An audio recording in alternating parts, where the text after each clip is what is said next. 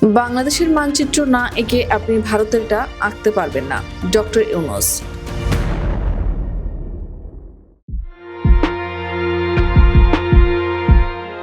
ভারতের চিরপ্রতিদ্বন্দ্বী চীনকে বাংলাদেশের দীর্ঘমেয়াদী বন্ধু হিসেবে অভিহিত করে অন্তর্বর্তী সরকারের প্রধান উপদেষ্টা ডক্টর ইউনূস বলেছেন, নয়াদিল্লির সঙ্গে সম্পর্কের টানাপোড়েন ব্যক্তিগতভাবে আমাকে অনেক কষ্ট দেয়। বাংলাদেশ ভারতের সম্পর্ক যতটা সম্ভব শক্তিশালী হওয়া উচিত। আপনি জানেন, বাংলাদেশের মানচিত্র না এঁকে আপনি ভারতের মানচিত্র আঁকতে পারবেন না, কেননা বাংলাদেশের স্থল সীমান্ত প্রায় পুরোটাই ভারতের সঙ্গে যুক্ত। বৃহস্পতিবার সুইজারল্যান্ডের দাভোসে বিশ্ব অর্থনৈতিক ফোরামের বার্ষিক সম্মেলনের ফাঁকে বার্তা সংস্থা রয়টার্সকে দেওয়া এক সাক্ষাৎকারে এসব কথা বলেন তিনি। হাসিনার সীমাহীন দুর্নীতি নিয়ে প্রশ্ন না তোলায় বিশ্বকে দোষারোপ করেছেন তিনি। ডক্টর ইউনূস বলেন, হাসিনা গোটা বিশ্বের জন্যই একটি ভালো শিক্ষা। 2009 সাল থেকে বাংলাদেশ শাসন করা হাসিনার বিরুদ্ধে মানবতাবিরোধী অপরাধ, গণহত্যা, জোরপূর্বক গুম, দুর্নীতি এবং অর্থ পাচারের শক্ত অভিযোগ রয়েছে, যা তদন্ত করছে অন্তর্বর্তী সরকার। ডক্টর ইউনূস অভিযোগ করেন, কেউই হাসিনার বিষয়ে প্রশ্ন তোলেনি, যা ভালো বিশ্ব ব্যবস্থার লক্ষণ নয়। এমনটা হওয়ার জন্য পুরো বিশ্বই দায়ী, তাই হাসিনা গোটা বিশ্বের জন্য একটি ভালো শিক্ষা। এই নোবেল জয়ী তিনি আরো বলেন, প্রবৃদ্ধির জন্য আমরা সবাইকে ছাড়িয়ে গেছি, এ কথা পুরোটাই মিথ্যা। অন্তর্ভুক্তিমূলক প্রবৃদ্ধির ওপর বিশেষ জোর দিয়েছেন ডক্টর ইউনূস। 2025 সালের শেষ অথবা 2026 সালের প্রথম দিকে নির্বাচন করার প্রতিশ্রুতি দিয়েছেন তিনি। প্রধান উপদেষ্টা বলেন, তিনি নির্বাচনে প্রতিদ্বন্দ্বিতা করতে আগ্রহী নন।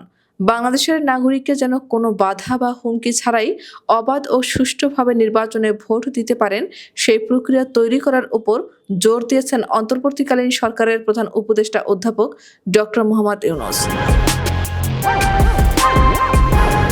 জুলাই গণ অভ্যুত্থানের পটভূমি তুলে ধরে প্রধান উপদেষ্টা বলেন, গত বছর জুলাই মাসে বাংলাদেশের শিক্ষার্থীরা সরকারি চাকুরিতে বৈষম্য নিরসনের দাবি নিয়ে রাজপথে নেমেছিল। আন্দোলনের সময় শিক্ষার্থীরা ঢাকার দেয়ালগুলোতে গ্রাফিতি এঁকে তাদের আকাঙ্ক্ষা ও স্বপ্ন প্রকাশ করেছে।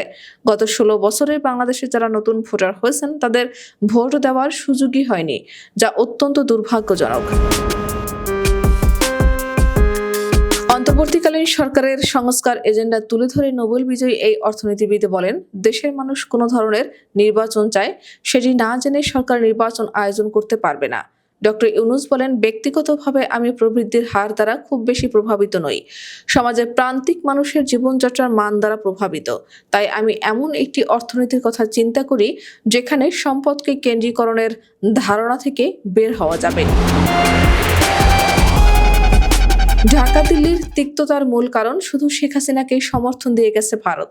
জুলাই অভ্যুত্থানে আন্দোলনকারীদের ওপর দমন পীড়নের অভিযোগে হাসিনাকে ফেরত চেয়েছেন ডক্টর ইউনূস, যাতে এখন সাড়া দেয়নি দিল্লি, যার ফলে দুই দেশের তিক্ততা বেড়েছে আরো কয়েক গুণ।